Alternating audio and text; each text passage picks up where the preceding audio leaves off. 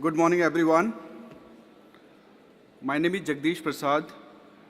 On behalf of MRAI, it's my pleasure and privilege to welcome you all in the second session of Automobile Circularity.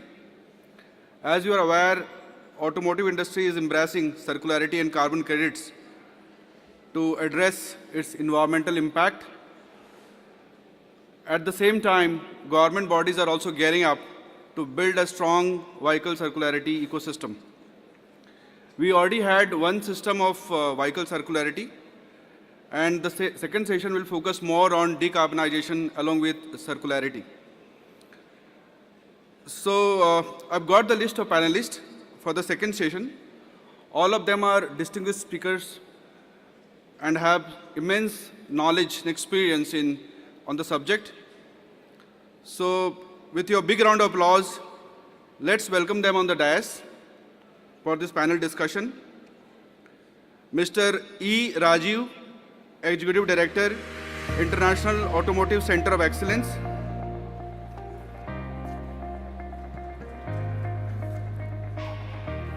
Welcome, Mr. Rajiv. Mr. David Nolan, Executive Director, Auto Recyclers Association of Australia.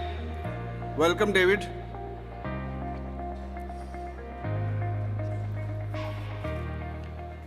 Mr. N. Subramaniam, Scientist, HSM Division, MOFCC. Welcome, sir.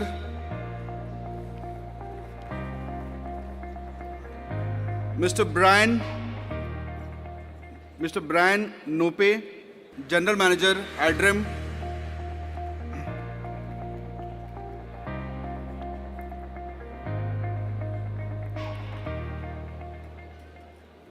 Mr. Yashodhan Ramtek, Assistant Vice President, Carbon Division, MMCM.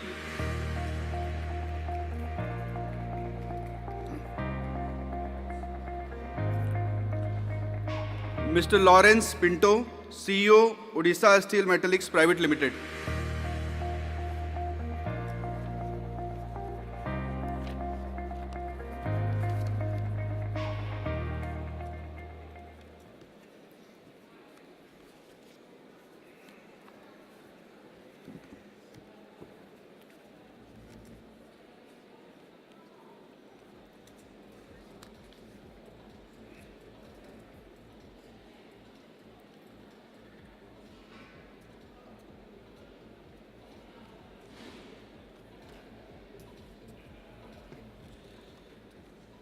Thank you very much, gentlemen, for participating in this important panel discussion.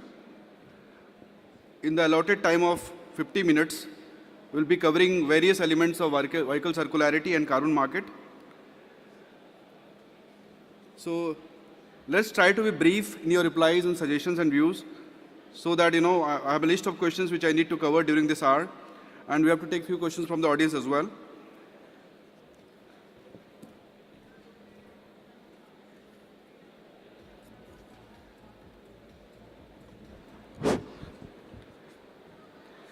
So let's commence our discussion with opening remarks from each one of you.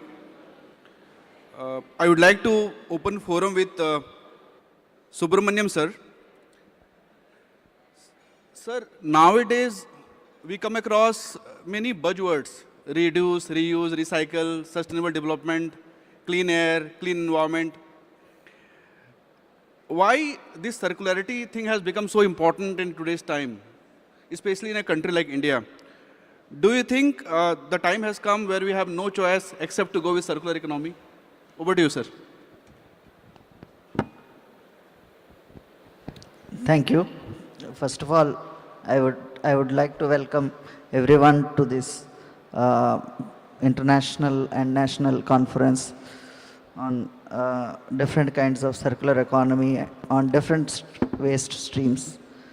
Coming to the fundamental question, circular economy, now we have started mainstreaming into the all sectors, but since age-old practice, the country has been following the circular economy, because every product we try to extend its life, use it to the maximum possible.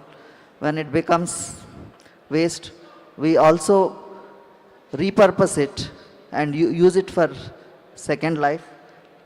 You take newspapers, you take clothes, whatever the products we use in our daily life. So now the circular economy has become so important because several of the wastes generated by us are going to landfills.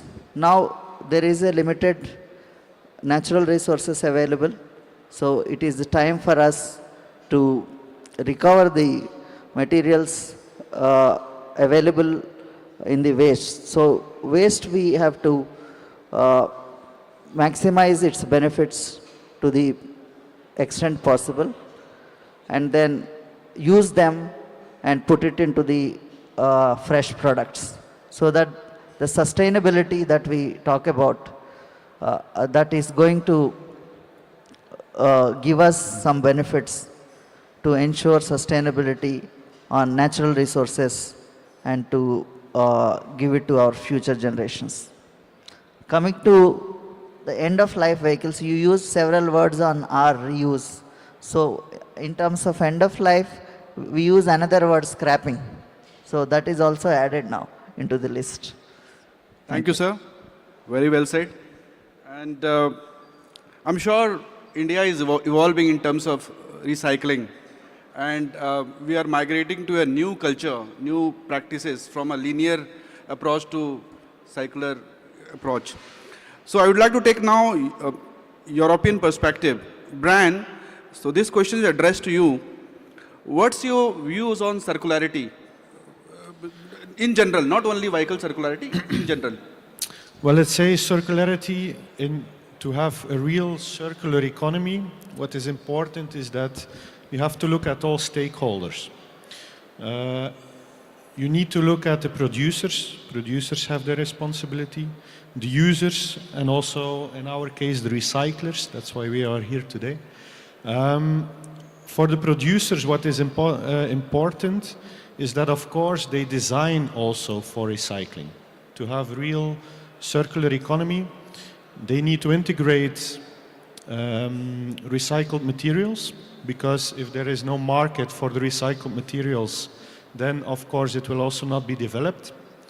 But they also need to design for recycling, especially in ELVs. I know it's not only about ELVs, but especially in ELVs, what we see is a lot of composite materials, a lot of difficult to recycle materials, a lot of PVC, which we cannot handle at the moment, foam rubbers, etc. So there is a big responsibility for the producers.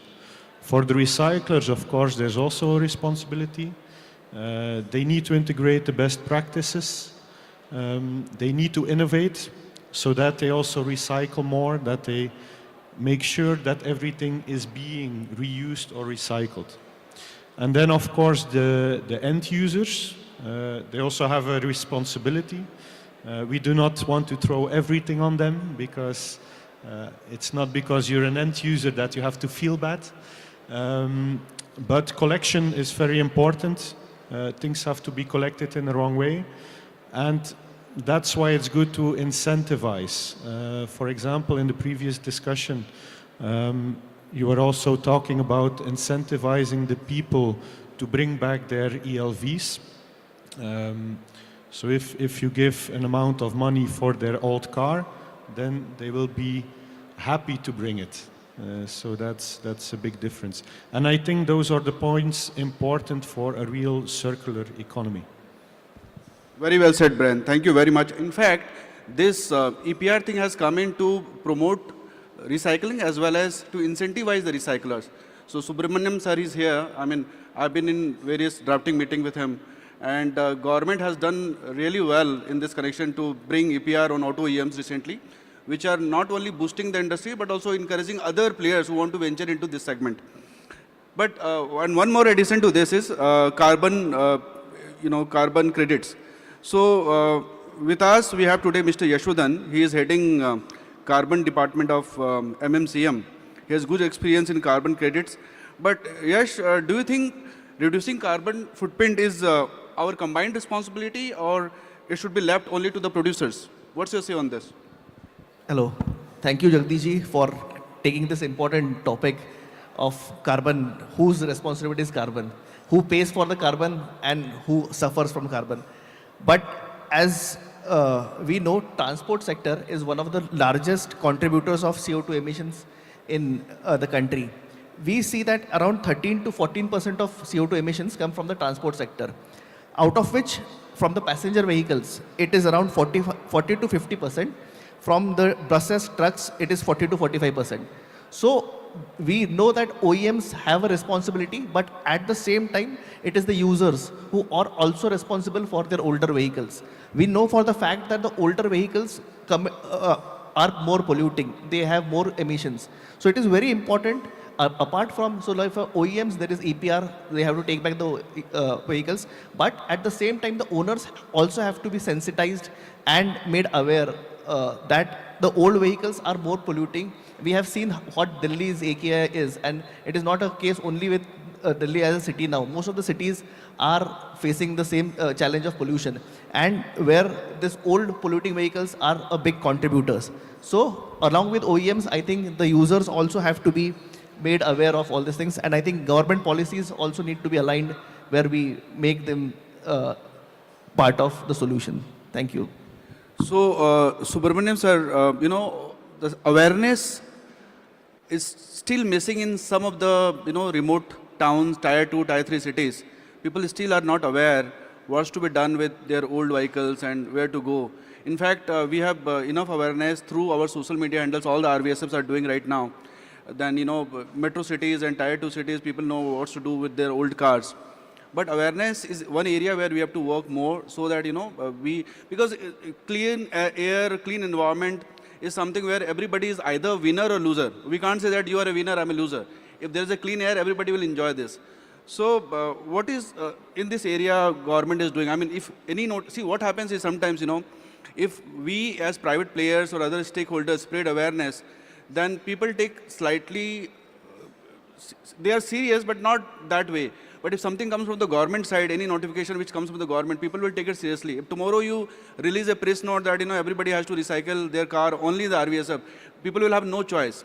So in awareness front, what MOFCC is doing to ensure vehicle circularity? Thank you. Vehicle scrapping policy was released in 2020. So we are now almost 4 years down the line. Ministry of Road Transport has taken several initiatives to encourage vehicles, to address vehicular pollution especially.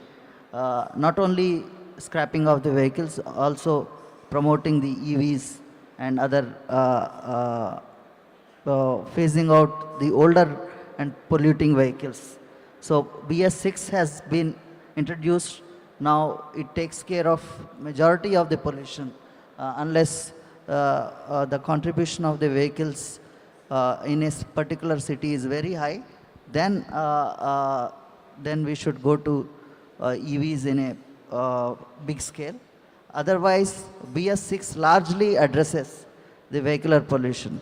And similarly, Ministry of Road Transport released several advisories, notifications in a different things to promote EVs. They say if you want to buy an EV, so certain incentives are given. If you want to deposit COD when you go for a new vehicle, you will get a tax exemptions, motor tax and the registrations. There are some subsidies given. So, and Ministry of Heavy Industry also provides some subsidies on EVs. So all these, and Ministry of Environment recently has notified end-of-life vehicle rules, which mandated the OEMs to mandatorily scrap the vehicles that were put in the market several years ago.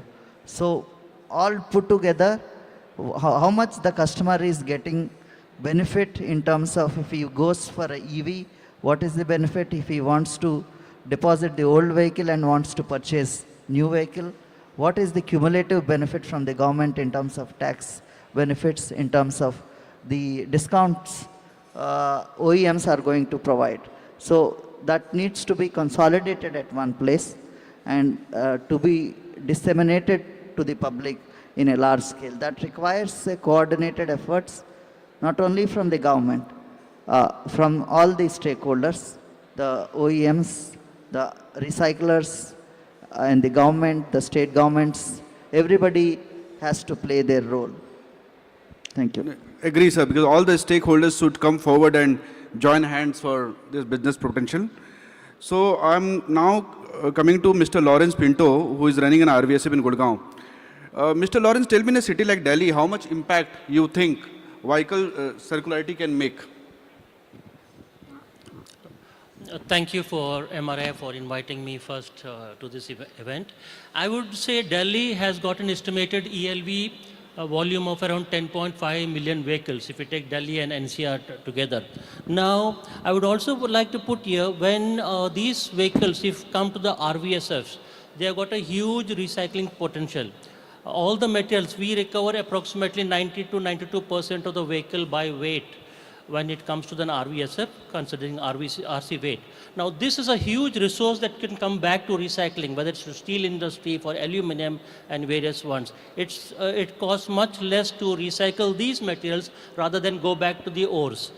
Now, in a city like Delhi or Delhi NCR, recycling the old vehicles will naturally bring in new vehicles. Now, Euro 6 vehicles have got at least 15% less pollutions than the earlier Euro 4 vehicles or earlier. Now, this brings about three things, benefits to a city like Delhi. Number one, it brings about an opportunity to get a lot of natural resources to the industry. Number two, it results in a cleaner environment for the citizens of Delhi. And number three, very important for not only Delhi, every major city, is that it frees up a lot of locked parking spaces. So people get more land to use for newer and better facilities. I think everything should start with education. So we have with us Mr. E. Rajiv. He is an executive director of IAC. It's a renowned institute. I've been to their facility. It's ultra modern. R&D and Skill Development Center in Gujarat. He is heading that. And Rajiv, I would like to ask you, do you think circularity and decarbonization should be a part of the syllabus for all the secondary education? I mean, not only in your college, but other technical institutes, so that when these students pass out, they keep circularity in their mind, not only for their own consumer use, but for the companies they work for.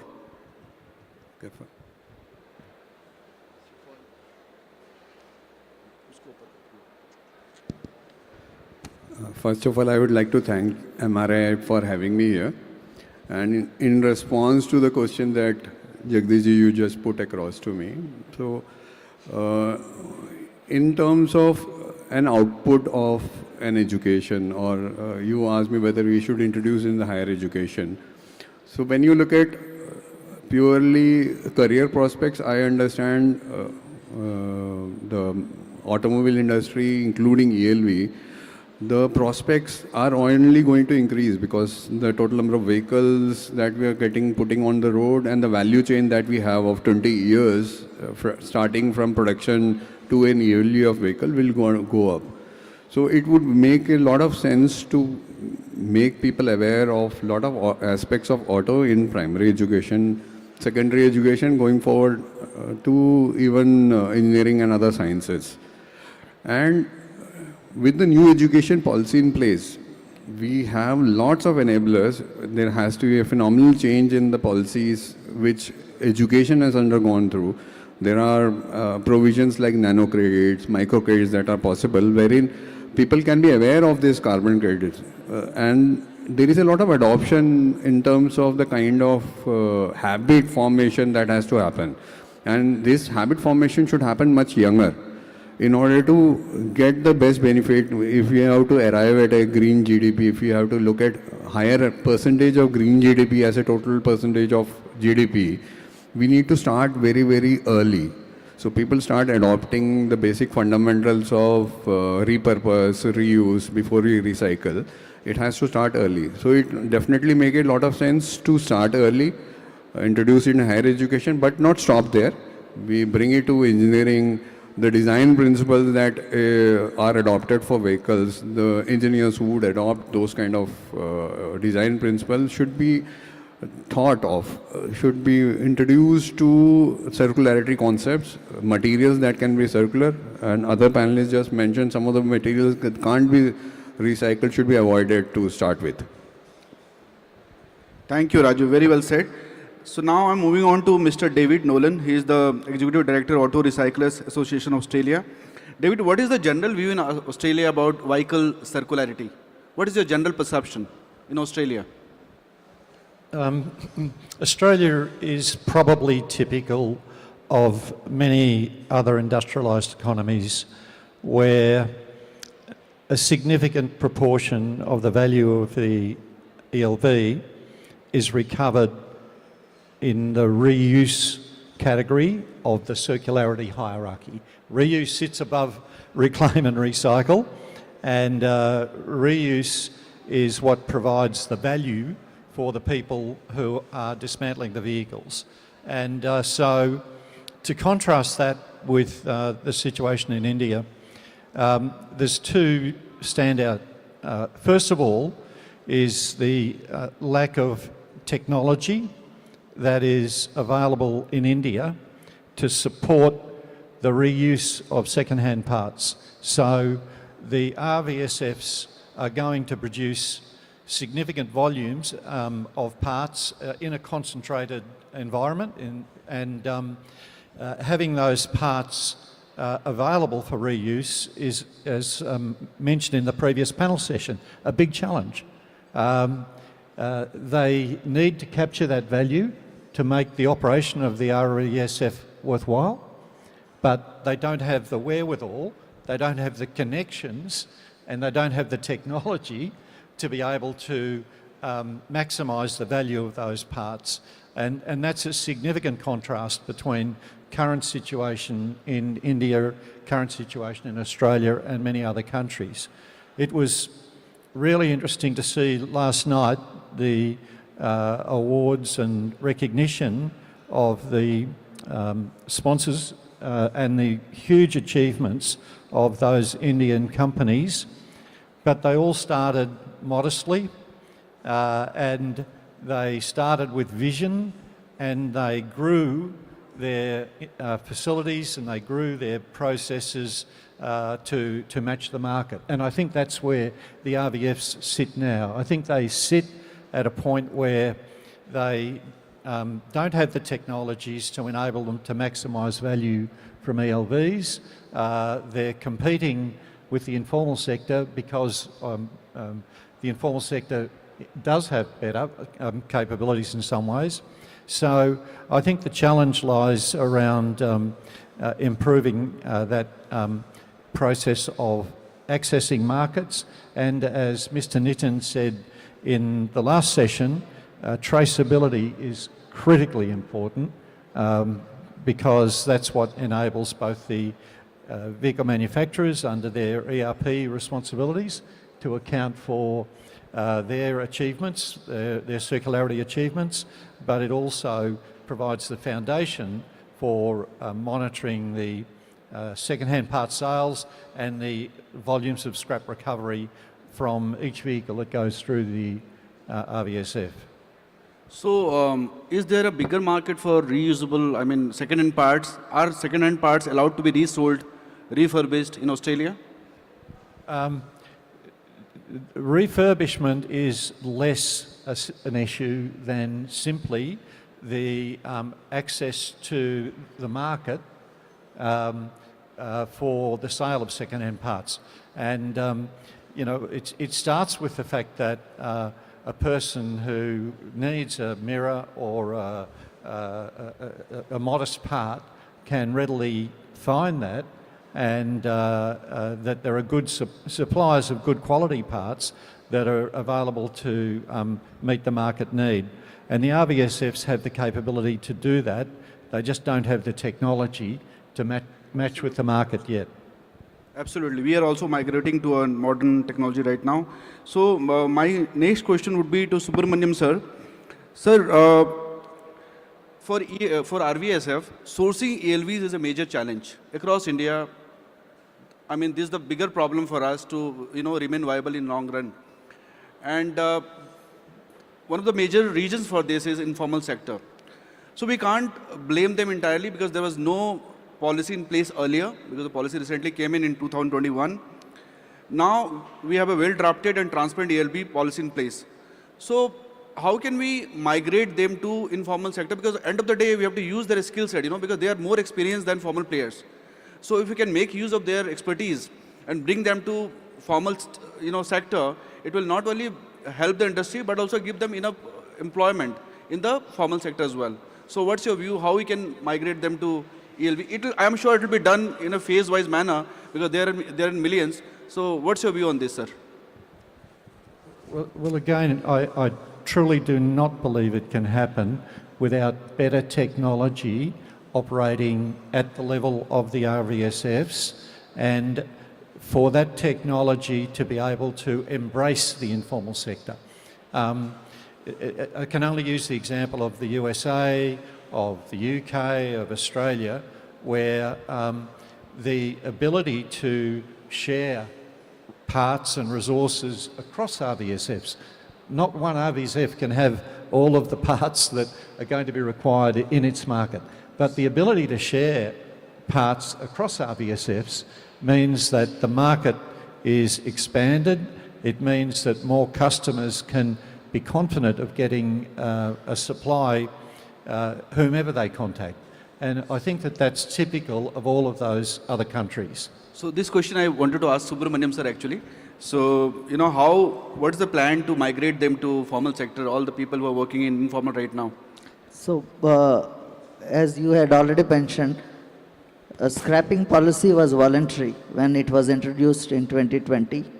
So, every vehicle owner is encouraged to scrap the vehicles at the formal facility and get the certificate of deposit and get the benefits out of it when he is going to buy a new vehicle. Now, the question you posed is pertinent. Vehicles are going to informal sector. So obviously, one basic question, why he is going to informal sector? Because he may be getting more economic value out of it than getting at RVSF. That's one thing. Secondly, we started mandating the targets for OEMs. Now, RVSFs will also put some effort. Producers will also put some effort to bring the vehicles to RVSF, and those vehicles scrapped at the facility will only they are in the formal sector and they get the certificates generated and that are exchanged to fulfill the obligations of the producers. So now the question is, when the vehicle goes to informal sector, so they cannot generate EPR certificates. So it is not formalized. Slowly they will have to shift to formalizing this sector by, as Mr. David said, to set up a technology, because they are also recovering the materials, but sometimes it is not in a scientific manner.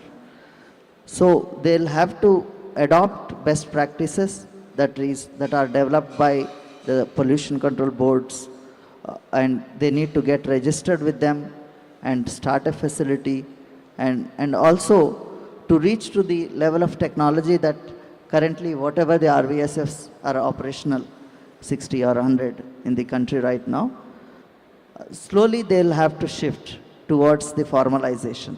So for that, of course, regulatory mechanism also requires some support, push, or the support for them to come to mainstream. That will give them some, that will remove fears that okay, we will come to the formal sector, so our economic activity does not get affected. So that will slowly lead to formalization. At the end, the moment the benefits out of certificate of deposit are more than what is he getting from the informal sector, then certainly everybody will channelize the vehicles to the formal scrapping center. And at that time, informal sector also slowly have to switch over to formalization. So that's the, recently ELV rules were released by the Ministry of Environment. So that gives some push to formalization of informal industry.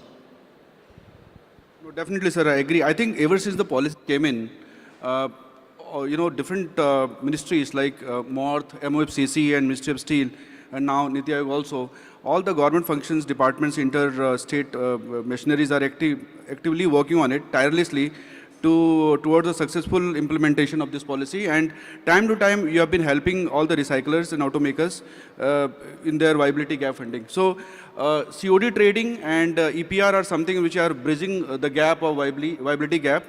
And I'm sure the carbon credit is the next thing which is going to come very soon. So my next question to Lawrence, what's your perspectives of being an RVSF in India, and how circularity is taking shape? Please keep your answer in brief so that, it's a very wide subject, so that we can cover the other points. And do you think that automakers need to do something more to bring more business revenue to recyclers? Oh, that's a very big question. Anyway, I'll try to keep the answers short. First of all, when we see in India, it's expected to have an ELV park of around 22.5 million in the year 2025. We have got to around 81 operational RVSFs in India right now, and we can see that these volumes can cater to not just this 81, but many multiple of RVSFs. Now, MORTH, CPCB, MOEFCC, along with organizations like CIAM and MRAI, are really working hard towards bringing about this circularity. And as an RVSF, I can say that the amount of materials that are required, that are extracted by dismantling and recycled vehicles are huge. Now, these huge materials, when given to the recycling industry, whether it's be steel or others, just take the example of steel. If you manufacture 1 ton of steel from ore, it emits around 2.5 tons of carbon dioxide. But as if you recycle it through green steel, it's hardly less than 500 kgs. So this similar case to other materials too. So we are looking at a fast, cleaner environment. Secondly, I look at EPR as a kind of incentive to the RVSFs, which will really encourage the RVSFs to work even more efficiently and help in their finance also. When it comes to the second part of automobile manufacturers, I think they have got an important part to play, because FADA reports, the Federation of Automobile Dealerships in India, they have got around membership of 15,000 dealers, along with their other distributors and sellers, approximately 30,000. Now, if manufacturers can use this entire frame, encourage all the dealerships to scrap their old vehicles that come to them for exchange or any other way, even a minimalistic target would bring about a huge change in the industry. So we can ensure that this circularity of the industry would be ensured. Huge volumes would come to the RVSFs. And secondly, when we see that about circularity, the OEMs or the producers could do one more thing, that is usage of a percentage of recycled content or refurbished parts in new vehicles, for which the OEMs could work with RVSFs to define a kind of a SOP along with MSDS for all these parts, so that we could identify hazardous parts, take them out of the system, and new parts and materials could be brought back into the new vehicles manufacturing. I think this would be a huge contribution to the circularity. Thank you, Mr. Lawrence. And reducing carbon footprint is a combined responsibility of each one of us. So my next question is addressed to Yashodhan. Yashodhan, many of us are still not aware how this carbon market functions. So just for ease of our audience, can you please explain the carbon credit market, how this is calculated, and how this can generate revenue for the stakeholders? Yeah, thank you, Jagdish ji. So, for a very layman, carbon markets or carbon credits are the way in which entities which are performing actions which are saving emissions are awarded some kind of incentives. So, these incentives are calculated, quantified, and then traded as 1 ton of carbon saved. These are called as carbon credits. India has a net zero goal of 2070. We are also signatory to the Paris Climate Agreement, where the Paris Climate Agreement is making international carbon markets operational. So India per se did not have an operational carbon market till now, but in 2023, the government announced the formation of Indian CCTS, the Indian Carbon Credit Trading Scheme. The carbon credit trading scheme will be operational somewhere in 2026. BE is the official administrator for the Indian Carbon Credit Trading Scheme. The Carbon Credit Trading Scheme also has something called as offset mechanism, voluntary offset mechanism, where the likes of recyclers, the RVSFs, can definitely take advantage of the saving which just Lawrence sir said, that which they do, and they can take benefit also from the carbon markets. So currently the offset list was published in 2024. The offset list already consists waste handling and disposal. So RVSFs and recyclers can definitely do projects under that and take benefit. So this, I am talking about Indian CCTS. Again, under the last COP which happened in Baku, one very big thing happened, which is Article 6.2 and 6.4 got operationalized. Article 6.4 is transition of CDM. Article 6.2 is a bilateral mechanism. India, when the CDM was operational, the UN CDM, it is estimated that the Indian project developers or the carbon credit market had a very major share, and we generated around $10 billion of fund. And under Article 6.2 and 6.4, in the next 3 to 4 years, around $15 billion of money can come in. The current list of Article 6.2 and 6.4 does not take into account circularity or waste handling and disposal, but I feel that this recycling and this being a very important sector should also be included in the Article 6.2, 6.4 frameworks. Thank you. Thank you, Yashodhan. And I understand MMCM has become a flag bearer of carbon market in India. We also understand that you have been giving a lot of inputs to the government bodies to frame policies, which are helping them to frame policies, which is actually a need of the hour right now. So how can different stakeholders like automakers can associate with you, and how can you help them becoming carbon neutral? So thank you, Jagdish ji. This is very important. As we just mentioned some time back, the auto sector nearly contributes around 13 to 14% of the total CO2 emissions. Now, one thing is very typical for the auto sector, that all the emissions are divided into 3 scopes: scope 1, scope 2, scope 3. Scope 1 is something which is in their direct control. Scope 2 is the energy they bring. Scope 3 is something which is not in their direct control. And for most of the automakers, the scope 3 emissions, which are not in their direct control, are nearly 95-96%. But automakers have a chance now to the EPR policy and other policies, where there is something called as scope 3 category 1, that is reuse of material. The more green material they use during the manufacturing of the car, their carbon footprint will come very less. Secondly, what is also important is there is something called as under the scopes, what is the kind of emissions which go in the end of life disposal of your vehicle, and how do you design your vehicles. So through MMCM and the data traceability which we spoke, the data traceability can be brought back to the OEMs, where they can understand and better design the vehicles, which Brian also said that the design has to be very important, so that even when they are doing end of life treatment, it has less emissions and it can be designed in a way that it is more recyclable. So this data also will be very important. So this data for even the government policy makers will also be very important, so that even during the make of the car, it is decarbonized to the best extent. Is this a global norm, or we are doing it just for the Indian circularity conditions? So in EU ETS, there is a norm of using recycled material, and in fact there is something called as car passports and battery passports. So in the EU, when the finished product is there, you have to have the carbon emissions of the finished product, and there is some kind of passport which is also there. I think Brian will know this better, that EU also mandates while making it, there has to be an emission target. Again, we have something like CBAM, again, which mandates to have very low emissions in the vehicles. And India exports steel, we also export cars. So all of this thing will play very important roles to minimize the carbon emissions while even making the car and in their decarbonization journey. So I'm taking this question forward to Brian. The new proposal for ELB regulation in Europe has been published. So according to you, what are the key elements of this regulation? And do you think that this has some ripple effects on non-European countries? Yeah, well, first of all, maybe to answer Mr. Yashodan's question, you have the corporate sustainability goals in Europe, where reporting needs to be done by the end of this year.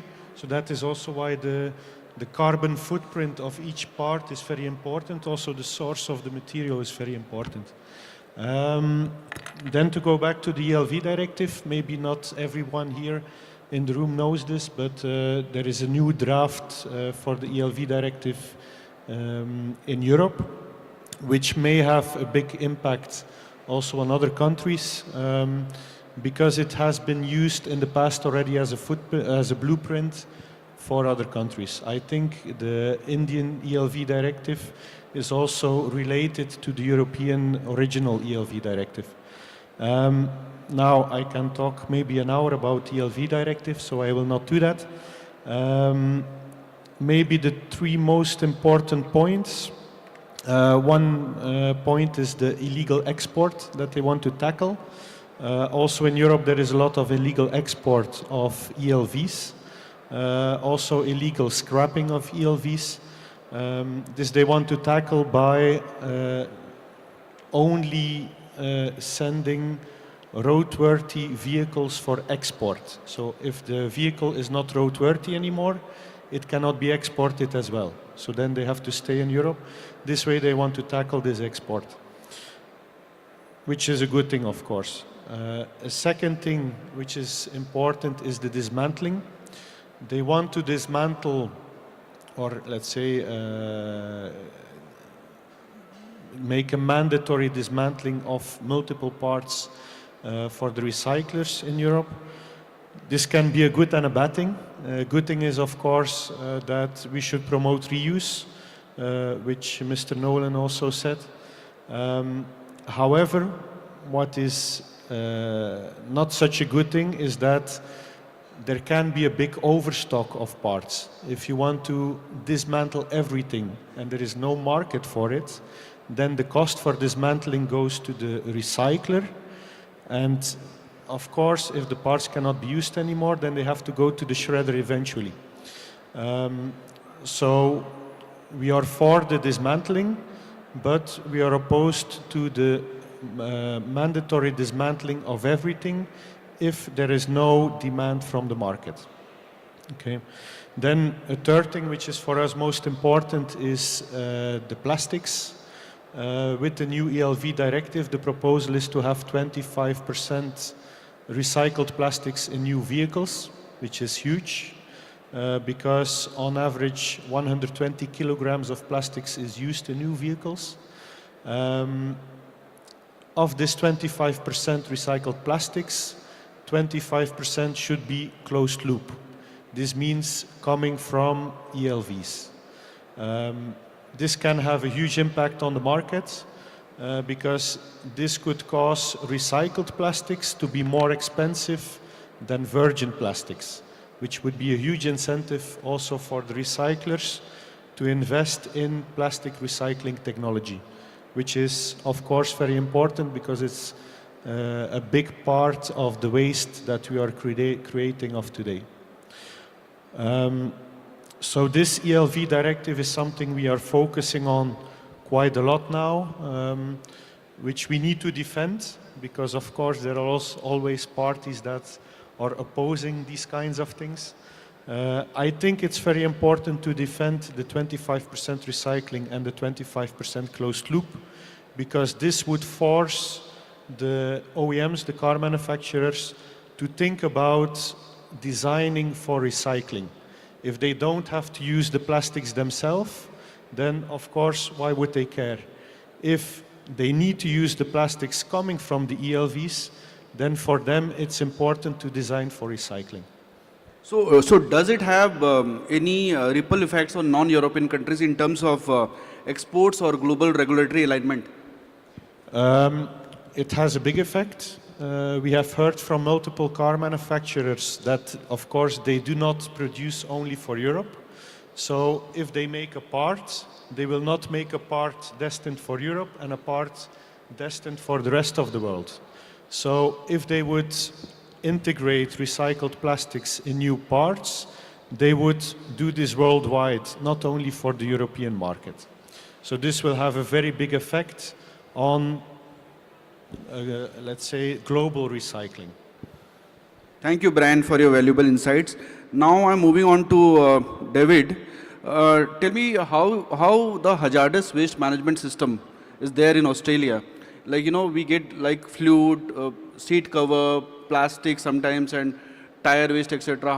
What is the ecosystem of hazardous waste functioning in Australia? So the recyclability of other than metal components is disappointing in Australia. We probably have 25% of the materials from the vehicle, or certainly 20%, that go to landfill.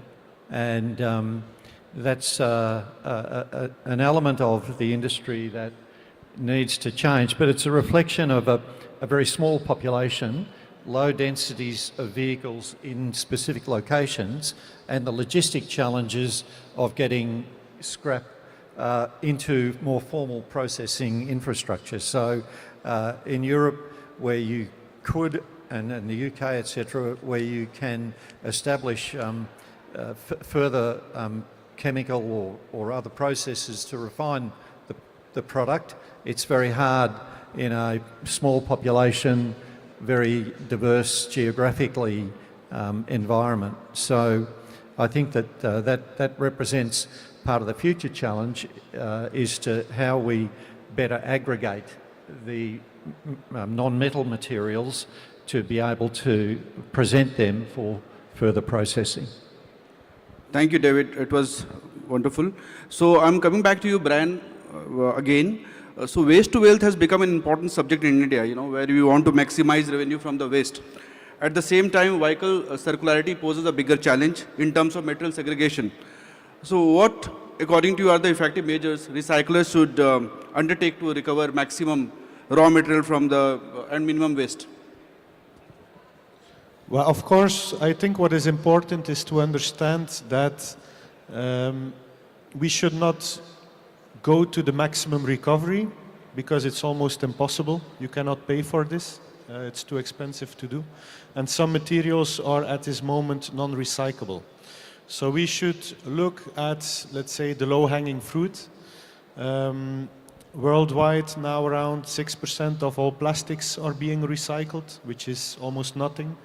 The consumption of plastics will grow in the future. So I think this has to be one of the main focuses. Metals, everyone recycles because it has value. Plastics, at the moment, not a lot of people recycle because the value is a lot lower. Incentives, government incentives, but also, let's say, creating a better market for these products would be good for the recyclers. As I said before, if there is a mandatory amount of recycled plastics that have to go into new products, this creates a market, this creates an incentive for recyclers, and this will cause the recyclers also to invest. What I think then specifically for India, what I have seen the last few days, is that there are a lot of small recyclers which do manual dismantling of components, e-waste and ELVs. They are taking the metals out, but they are not doing a lot with the rest. I think if there would be investments by bigger companies, bigger groups, so that the waste can be consolidated, so that it can go to a single facility which has a bigger capacity and which can invest in, let's say, more advanced technologies. This would help also to maximize the recovery of materials. Thank you very much, Brian, for your insights. Now I'm coming to Mr. E. Rajiv. Rajiv ji, as you head one of the prominent institutes for skill development and R&D in mobility, how do you see automobile recycling evolving, and how skill development is pivotal to maintain synergy between new innovations along with the recycling practices of old vehicles? Thank you, Jagdish. I think this is a very interesting question. To start this, if you understand the linear ecosystem that exists, currently a vehicle is getting manufactured in less than 10 seconds. I remember the last time when we were interacting with Maruti Suzuki official, the tag time has come down to as low as 10 seconds. So every 10 seconds there is a vehicle that is getting rolled out. And looking at the history of regulation and the trials that we have been doing to impose the ELV ecosystem in place, the ELV market has every year only got increased, which makes it extremely lucrative for larger investments to come into India. One, when we look at supply chain models that exist in auto, they have already become global. Most of the manufacturers in India already started exporting to various parts of the world. For example, even Maruti Suzuki has even started manufacturing and exporting it back to Japan, which was not the case earlier. Also, the kind of products that we are getting launched in India are as same as what is getting exported, or they are all global products. The same supply chain has to manage the product. That brings a inherent responsibility to the educational ecosystem to bring in and add value to the skilling ecosystem. So I feel a huge amount of opportunity exists in ELV, and this opportunity will have to be, in order to encourage this kind of opportunity, there is huge amount of skilling and upskilling that will be required. For example, if we are having 10 seconds to produce a vehicle, a similar kind of tag time should come in for dismantling of vehicle, segregation of vehicle, and the design language of all these vehicles have to get changed in order to get into and plug it into the carbon credit market and try to optimize the kind of resources that we are having. And we also need to remember that we are a developing economy. We have in our DNA to be frugal in terms of the mindset. There is a sentimental value that is attached to the vehicle, a lot of ecosystem that is to get changed. In order to handle this well, it is important that ELV is brought into education ecosystem, into all the automobile manufacturers, and related plugged into engineering, diploma, and every other skilling ecosystem. Thank you, Raju ji. In fact, the quantum at which recycling is progressing in India, I'm sure in the future we'll be needing a lot of manpower, and the skill development is something we should definitely encourage too. I'm sure. Yeah. So we are running short of time, but I would pose a last question to Subramaniam sir. Sir, MOFCC has recently launched EPR policy on auto OEMs. So up to what extent do you think this will help the recyclers to bridge the viability gap? And my second question to you is, you want to bring EPR on other items also, like foam, seat cover, used oil, glass, which have not been covered, I think, somewhere else. See, ministry is planning to, ministry has released several draft EPR regulations in different waste streams already, and it's working on it. So in terms of ELVs, you mentioned foam, which is part of end-of-life vehicles, that also requires to be recycled. Only for the purpose of calculation of the certificates, we said the steel would be considered for counting this number of vehicles scrapped or number of tons of amount of tonnage of the vehicles scrapped. But as far as the all materials concerned, the plastics, e-waste, batteries, tires, all other components requires recycling. Wherever there is a possibility of not getting recycled, that will go to landfills. As he said, nearly 20% goes to landfills. But in our case, e-waste has the regulations now. E-waste EPR has come, tire EPR has come, battery EPR is also there. So we would like to recycle everything. RVSF can set up the recycling center along with the dismantling, or they can give these materials to recyclers. So everything gets recycled. That is the bottom line. Only the hazardous materials, sometimes gases, oils, yes, sometimes the foam also, it is not sometimes recyclable. They go to landfill. Otherwise, everything should be recycled by the RVSF himself or through the recyclers. He has to hand it over all the materials, and material balance has to be shown. Thank you, sir. So, we are running short of time. So, on this note, let's end the panel discussion. Before that, we can take few questions from the audience. If anybody wants to ask any question to any particular panelist, the panel is open. Mic de dijiye wahan pe. Let me know if anybody has any question relating to this panel. You can give her the mic, please.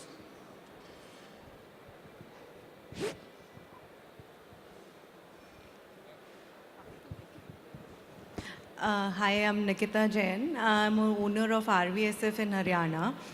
On a very practical aspect, I would say the people are not willing to provide their ELVs. Of course, as the panel also said, that there is an emotional value attached.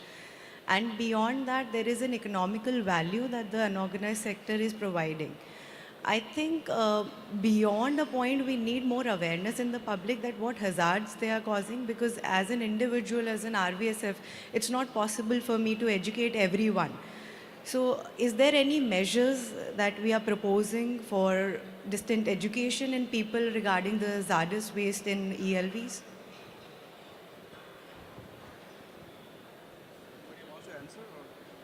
I think it will be a question to the policymakers more than anybody. So, ministry released the end-of-life vehicle rules recently. Of course, the awareness portion, we had given this mandate to state governments to create awareness among all the stakeholders, consumers. The benefits of scrapping, as well as you said, apart from economic incentive consumer gets, if he goes to informal sector, there is an environmental cost. Certain hazardous materials are thrown. That cost is not accounted there. So the problems, if anyone submits the vehicle in informal sector, those hazards also needs to be explained. So under our rules, we had already mandated the OEMs, state governments to do the extensive awareness on consumers. So hopefully this will go in a big way in coming days. Thank you. So, you know what, sometimes we take our vehicles as part of the family, you know, for the long association with the vehicles. But you need to understand one thing, that it has to be a part of that ecosystem. We can't continue that landfill long. Even though it's old vehicle, it has to come to the system of circularity. So, and as far as viability gap is concerned, you know, there's definitely, there was a gap between pricing of formal sector and informal sector. But when COD trading is in place, EPR is in place, definitely that breeze is shortened right now. So I'm sure the vehicles, the question which you posed is basically a common problem across all the RVSF. That's true. I'm speaking for everybody here. But how to emotionally detach people out of it? I think there should be a penalty, because incentivization is already tried in the policy, and I really appreciate that. But there is no penalization as of now. I think people really stick to their vehicles for 40 years, and it's sitting in their backyards and causing hazards to the environment naturally. So that's not been explained by far. I think something needs to be there. So not only in your parking lot, because vehicles are lying idle for so many years in police stations, insurance companies, and many other places also. But now they are coming into the system gradually with improved awareness. So eventually this will come. I mean, you cannot be the only one who is keeping your car for 40 years. Somewhere down the line, you have to bring your car to the system, and it will eventually come because it is of no use to you or for the environment. So just I would like to add to Mr. Jagdish. In my opinion, more than emotional value, it's functionality of the vehicle is the major cause for retaining. As long as it is a fit vehicle, of course they will retain and use it. The moment it, yeah. Sir, I have heard cases where people are just putting their old vehicles to secure the parking lot. So we are that kind of society, and that's where the penalty is required. So under just would like to add, under our new ELV rules, we had mandated them not to keep more than 6 months once it becomes unfit. So of course, enforcement, we have so many vehicles, so consumers should also be responsible, and of course the enforcement will also take care of it. But there's an ongoing drive already in Delhi. You can't keep your car ELV; they will take it away. So even though you are emotionally attached, Delhi police will take away your vehicle if it is falling under ELV. That's gradually happening. So thank you. If I may comment on that, so one of the proposals in Europe is that you cannot cancel your insurance as long as your car is not sold. So it's only once you sell your car that you can cancel your insurance. So this means that people need to continue paying for something that they are not using. Even if they have a sentimental value attached, for some people this will be too much. So this gives an incentive to send it to a recycling facility. That's a good proposal. Thank you. So on this note, we end this panel today. Thank you very much once again for your valuable insight, gentlemen. I'm sure today's panel discussion has been very informative for the audience. A big applause for all the speakers. Now I call upon stage Mr. Kapil from EY to felicitate the speakers.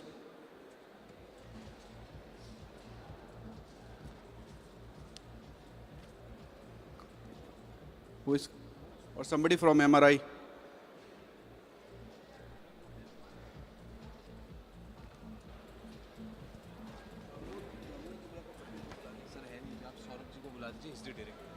Saurav ji is with us. He's a director in MRI. He can also come on stage for felicitation. Saurav ji, please come.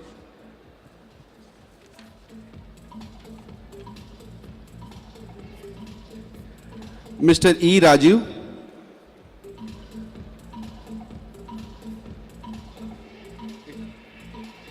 बीच में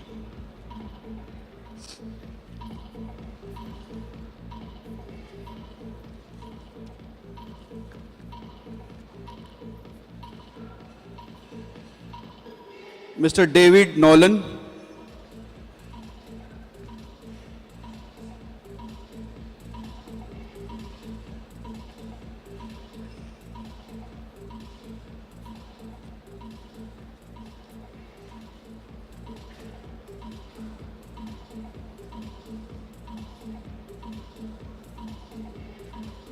Mr. N. Subramaniam.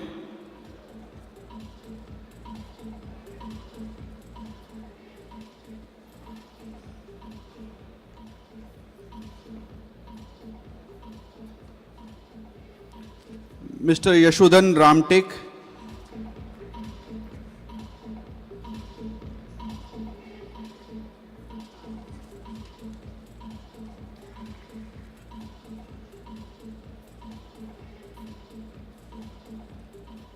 Mr. Brian Nope.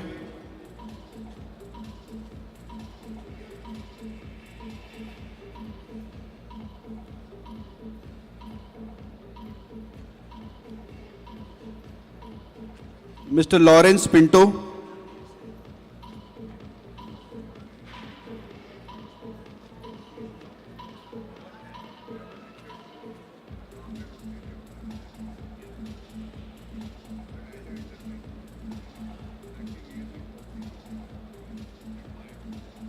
So stand by for the group photographs.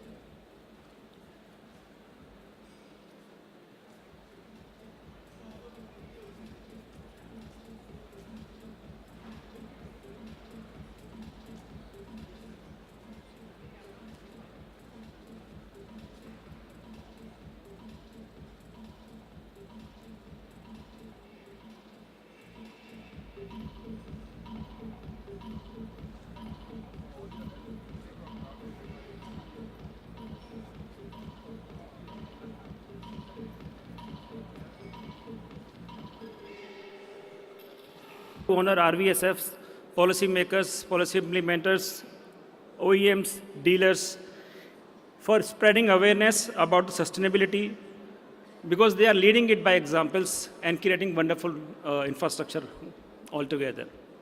So I would call upon Sriram to announce the awards and keep the session going. Yeah, please.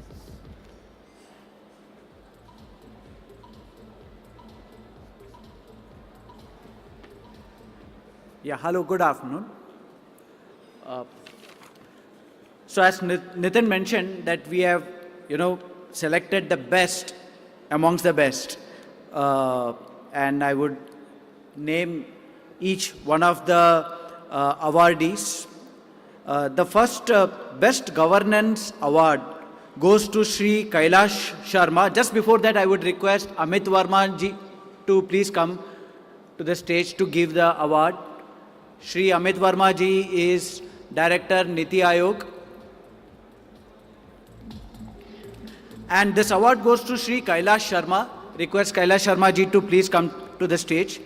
Kailash Sharma is basically a motor vehicle inspector in the transport department in Rajasthan. The reason for him getting awarded is he makes videos, okay, apart from his transport work, and any of the videos that he does on the transport, automobile, end-of-life vehicle, RVSF, it goes viral. So, he's a big influencer. Some of his videos are seen in lakhs of community. So this award goes to the Best Governance Award to Shri Kailash Sharma.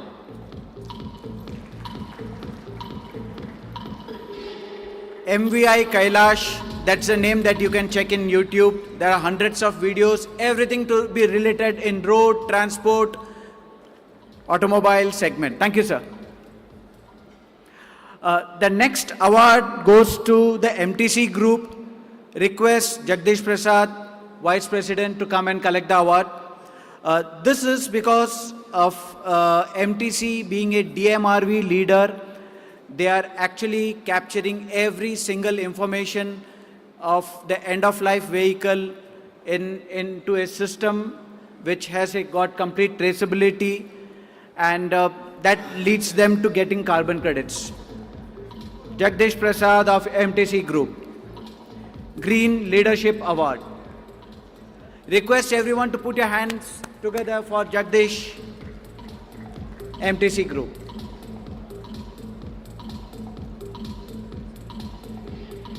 Yeah. Thank you, Jagdish. The next award is Eco Excellence Award. This goes to Rosmata Auto Recycling Private Limited. Request Shri Karthik Nagpal, President, Rosmata, to receive the award. Rosmata is getting awarded because they have the most emission-saving RVSF. Okay, and if you see their RVSF, it's one of the state-of-the-art RVSF. Anyone wants to get a glimpse of how vehicles get scrapped, you should visit Rosmata with all the best infrastructure. Everyone, please clap for Karthik Nagpal, Rosmata.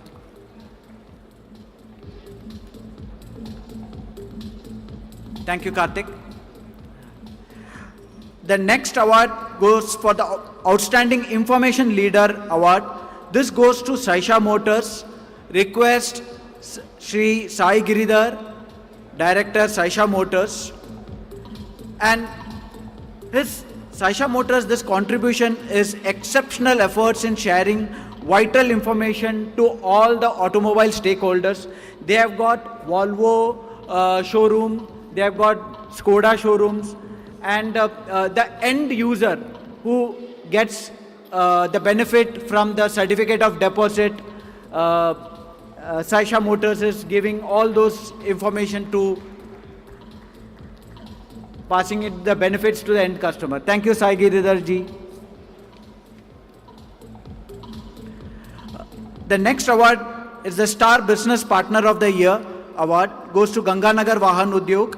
Request Saurav Agarwal, Director, Ganganagar, to come and take the award.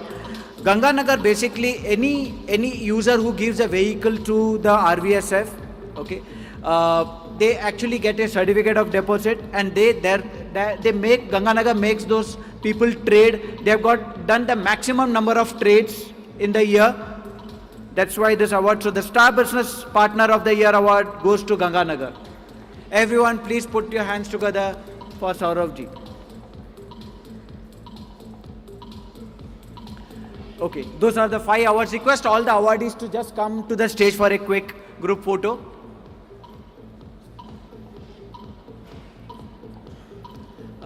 Also request Nitin Chitkara, CEO, to come. This is a MRAI MMCM award, and from MRAI request one official to be there. Okay, Saurav is anyway there. Yeah.